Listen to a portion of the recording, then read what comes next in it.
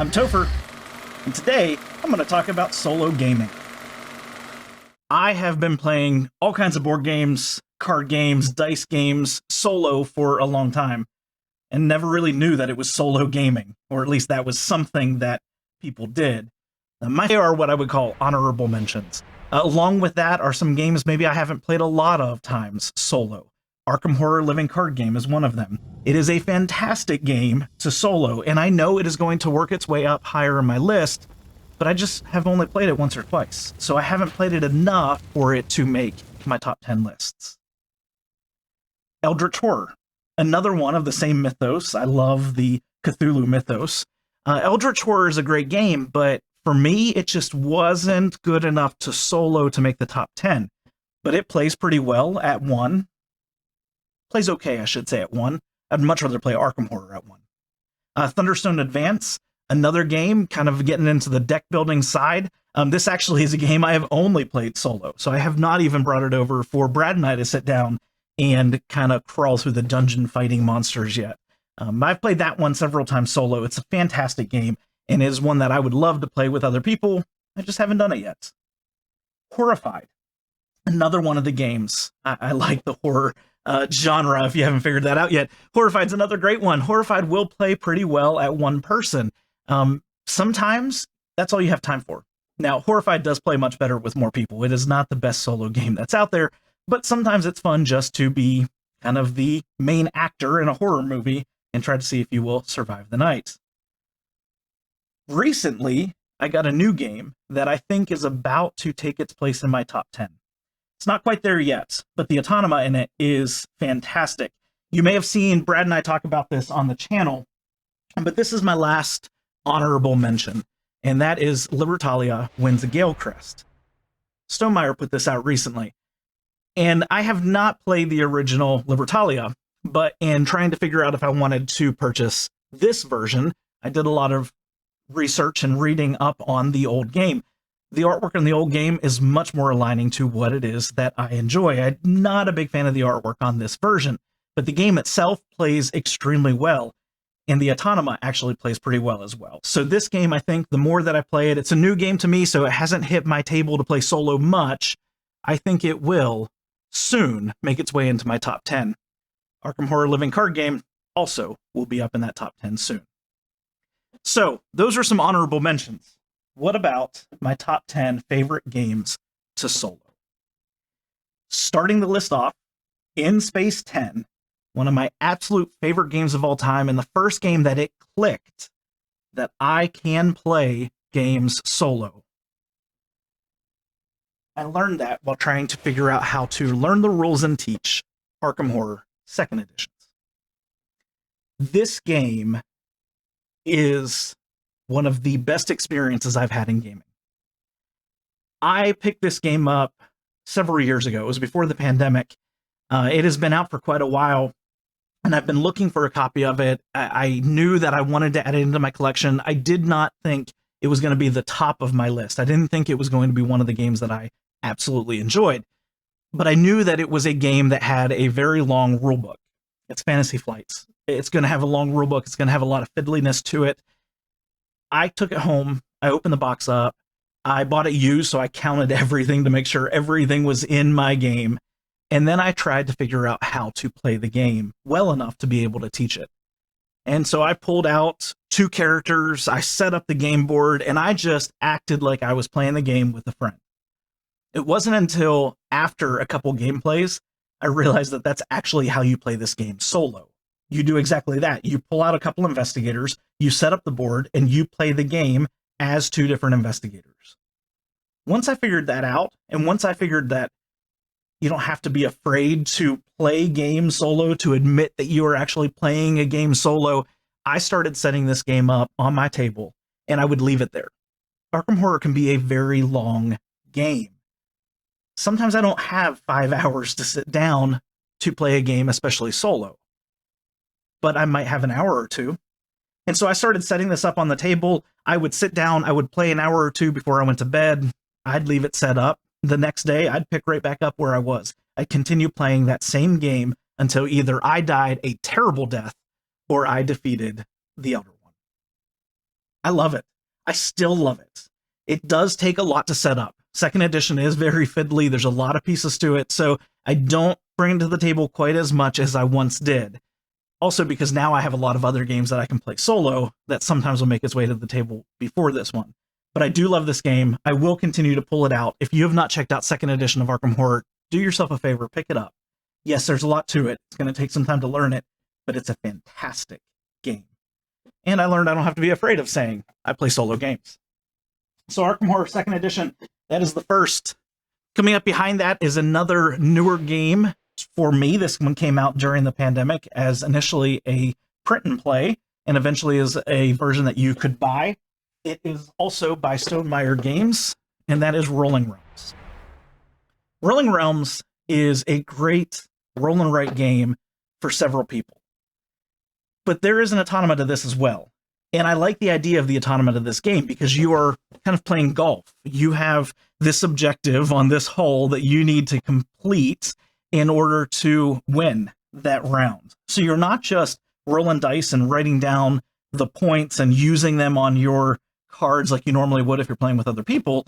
You also have this other gameplay, this other feel in the background, like you are playing this round of golf, and you have to make sure that you are actually going to satisfy not just the conditions on your cards, but also the condition of that round.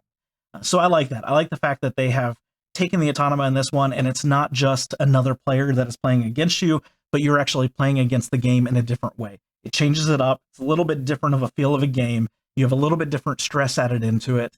It does play well solo, and it's a very small footprint as well. So I don't have to take this whole box with me if I'm going to go somewhere. If I'm traveling somewhere, I can just take the cards, a set for, pretty much myself to play, one of the markers, the dice. Sometimes I'll actually take different dice because these dice are huge.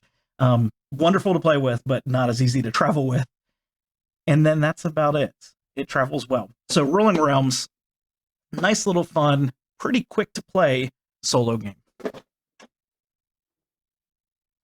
Coming in number 8 on the games that I love to play solo is another game that I actually do, again, prefer to play with other people. But the automata in this one as well plays fantastic.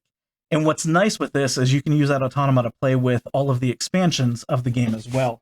Another one of my absolute favorite games of all times, Scythe. If you have never played Scythe, this is not a war game. This is a Cold War game. This is a resource management game. This is an area control game. This is a game of beautiful artwork, of exploration, of really just dominating in so many areas on a board. How are you going to manage unlocking your engine? How are you going to build that engine? How are you going to interact with the other people who are playing the game? Again, the automata in this one, if you're playing solo, plays different. The automata itself is going to be based pretty much on how you are playing and how locations on the board are found. And so you're going to flip over the cards. It's going to tell you what to do with that player who you're playing against.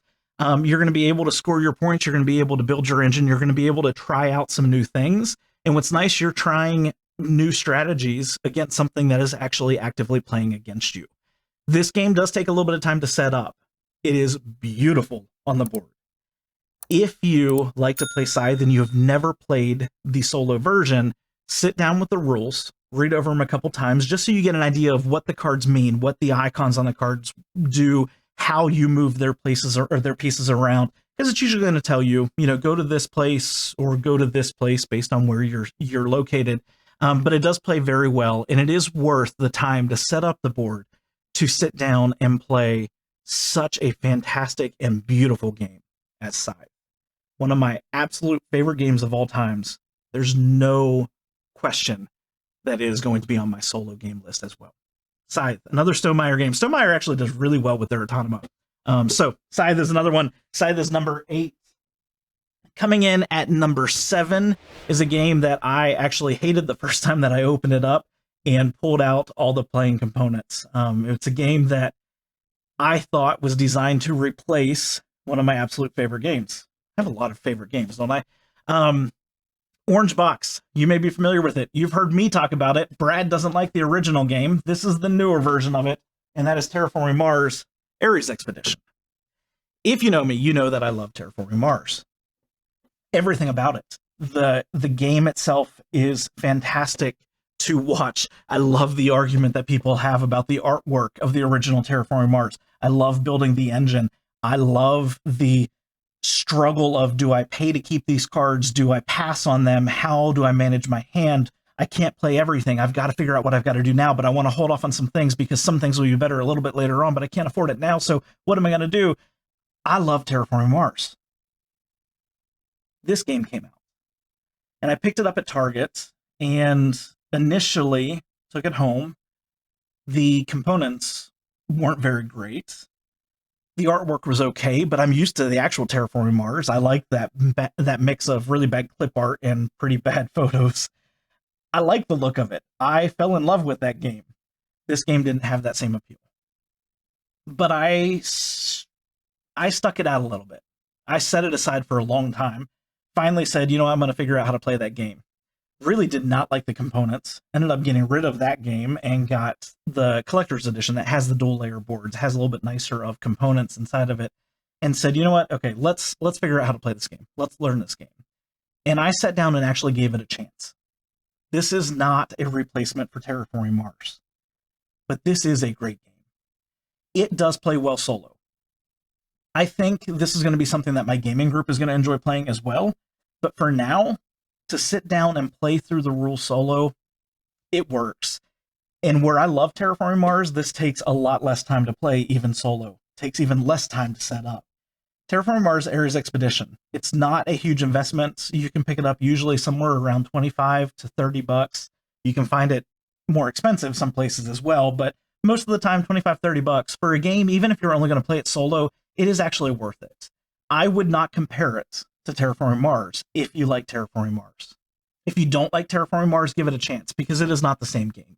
Yes, there's a little bit of overlap. You're still terraforming the planet, but this one mixed in with the action selection section of this, the objectives that you're working through, the ability to not do everything at one time. You're only being able to play certain things at certain times based on what actions the people at the table selected. That works. You've got to think ahead. You've got to think about not just the cards you have in your hand and can you afford them, but what are the specific actions I'm going to take? In playing solo, where you're racing to make sure that you are getting the oxygen and you're getting the temperature where it needs to be, that's a great component too. There's a little bit more of a race when it's solo than it is with other people. No matter what, you're racing for an end condition, but with solo, you do have some things that you got to make sure you're doing right away. I have not won every game, but it's been a lot of fun. This one actually has sat kind of at the top of the stack of boxes that I do not have room for on my gaming shelves because I've reached for it a lot lately. So Terraforming Mars Ares Expedition, give it a shot. Not an expensive game to pick up, but it is definitely worth it. If you are buying the game, make sure you get the collector's edition because the dual layer boards make all the difference in the game. Coming up next is another Stonemaier game, another game with a great autonoma, and that is Viticulture. This is Tuscany. I did not bring the actual Viticulture box. I brought the Tuscany box because it's empty, because I keep all of Tuscany and Viticulture in the main box. Tuscany is such a better version of Viticulture to play with people, but I'll be honest, solo gaming, I like the original Viticulture better. Another great autonoma.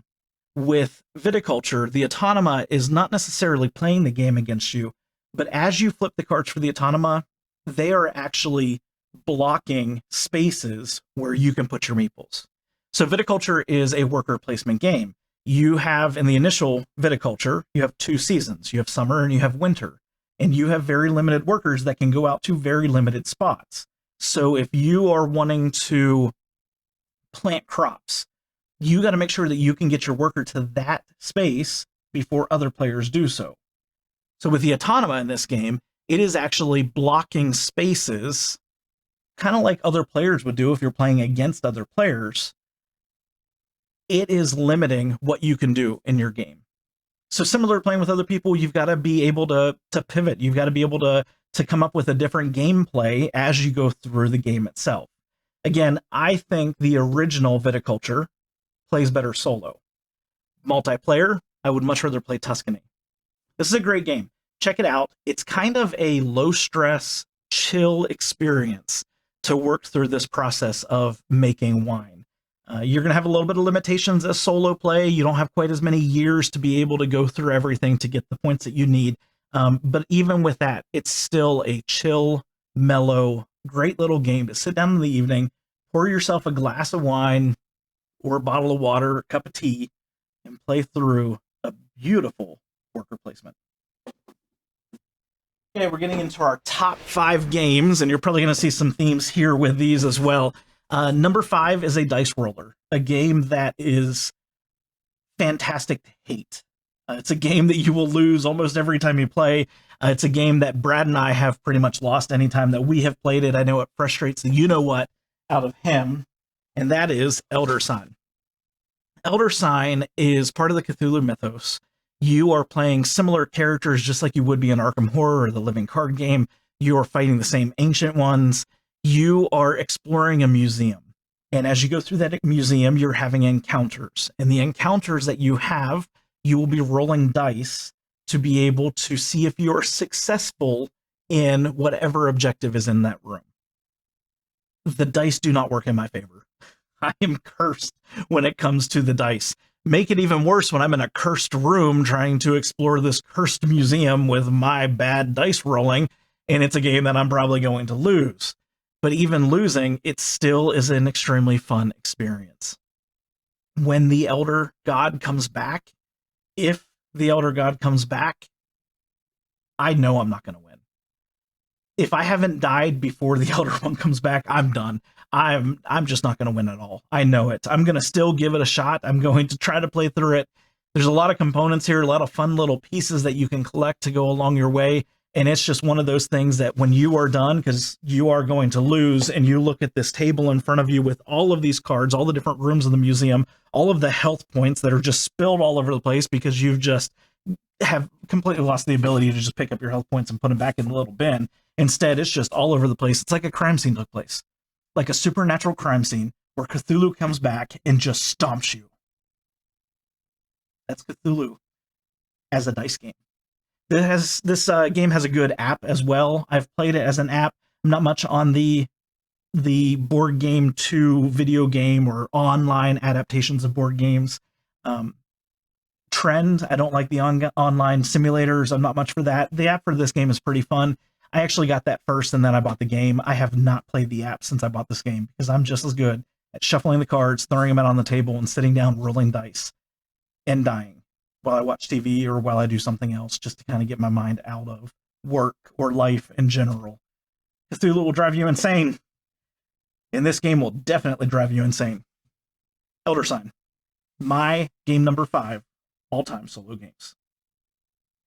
Coming up, number 4, same theme, sticking with Cthulhu. This is Death May Die. Death May Die is a dungeon crawling Arkham Horror storytelling game. It plays well solo. It plays well with all other people. We played this with my gamer group this past week, and we loved it. We barely won, literally barely won. And that usually is what happens with it. It's well designed to the point that it's not going to be an easy game necessarily to go through. As you build each of your encounters, you are setting up a different game board. You have a different objective to do. The game is set up with episodes. This is season 1. They do have an expansion season 2 as well. You're going to get more episodes. You're going to have more objectives to be able to complete. The game itself plays well. You take an action, and then the Elder One will take an action. There are different phases that are going to cause you to all of a sudden have extreme success and feel like you were going to win, and then the next moment it's going to stop you. You're going to get cultists that pop up all around you. You're going to get these monsters that are going to come attack you. They're going to move themselves into your space. You thought you were safe, and all of a sudden there they are, and they're all attacking you at the end of your turn. You might be on fire, and you're running throughout this board on fire. This is kind of a Gloomhaven-esque or a Zombicide-esque game where you are moving your minis through this scenario, and again, likely going to lose. But that's okay. With this game, it is not about whether you win or lose. It is the experience. It is every decision that you make as you go through the game that's going to have you laughing, crying, cheering, screaming, sitting in silence, wondering what you did and contemplating all of your life choices. It's a fantastic game. Cthulhu Death May Die. My game, number 4.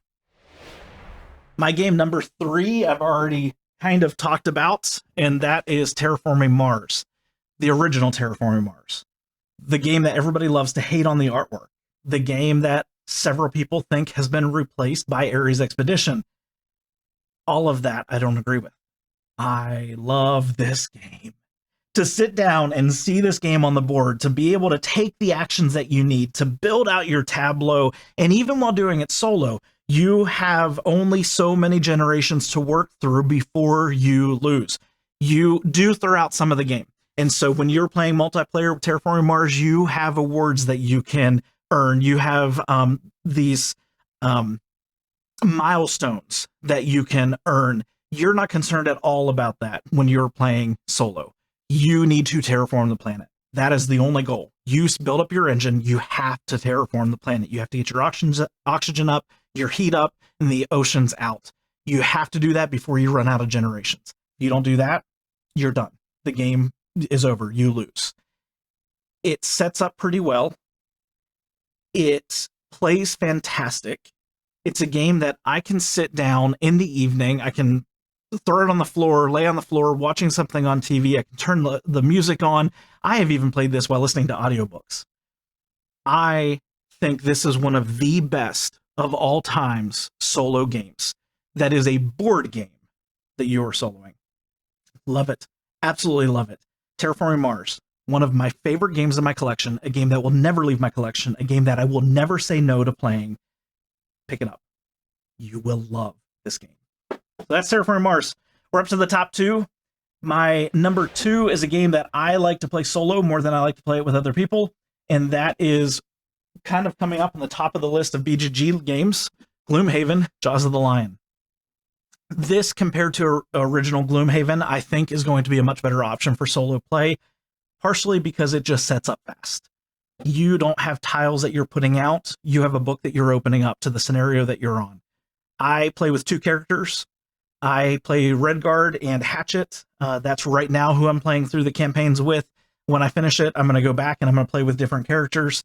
The game itself plays well. It does take a little bit of time. This is not a very quick game necessarily, but it is a quick setup. And once I have it set up, usually I'm going to have a few days of it. So I'm just not going to put it away. I'll play through a campaign, and if I win that campaign, I'll be done. And the next night, I'll flip the page and I'll begin the next journey, next part of that journey. So Gloomhaven, Jaws of the Lion, if you want a taste of Gloomhaven, this is where you want to begin. I am so glad that I started with this before diving into the big box Gloomhaven, because this walks you through how to play. And I have done almost all of that solo, and it has been a fantastic experience. I don't necessarily think of this the same way I think of Terraforming Mars in terms of it being a board game that has a solo version or a solo play to it. I really think of this more as a solo game. It plays so well solo. It is worth picking up just to play with yourself. So that is Gloomhaven, Jaws of the Lion. And the number 1 game right now, solo gaming, is only a solo game, and it is one that I have been obsessed with since I picked it up. I was apprehensive. I did not think that I was actually going to enjoy the game. I kind of thought of it as a video game adaptation into a board game. I don't think of that anymore. Under Falling Skies. This does have an old school feel. It does kind of have that Space Invaders feel. You have these aliens that are descending down, but the game itself, even with the dice, which normally is going to be indicative of a very luck-driven game, it's not. You roll your dice, and then you have to take the numbers that you have and figure out the puzzle to be able to know where you're going to place those dice in what rooms under which columns to stop the aliens from attacking you, from taking hit point damage, to increasing your science, to being able to fend for yourself, dig out your not tunnel, but your city underground to be able to survive the invasion that is coming to you. Once you figured out the base gameplay, then you can dive into the storytelling aspect of it. It's not really a campaign necessarily, but it is a game where you are working through these different scenarios with different characters who are giving you special abilities, and it's telling a story as you go. You pick a couple cities. Aliens are going to obliterate one of them. You're going to fight for the other. Which are you fighting for? How are you going to do it? How are you going to make that puzzle work? This game plays quick. I can sit down, I can play it in under an hour. Setup is nothing. It is super simple. It takes up very little space. I can travel. Again, I can travel with this without taking the whole box. I can just take some pieces of the game, put it into an envelope, throw it in my work bag, and take it to work with me. I can play it over my lunch break. Under Falling Skies. Pick it up. You can get it at your friendly local gaming store. You can get it on Amazon. You can get it wherever you may buy board games. Well worth the investment. If you are interested in playing solo games, start here. It's not going to be a game that you're going to play with other people necessarily. It is a solo game, but it is mad fun.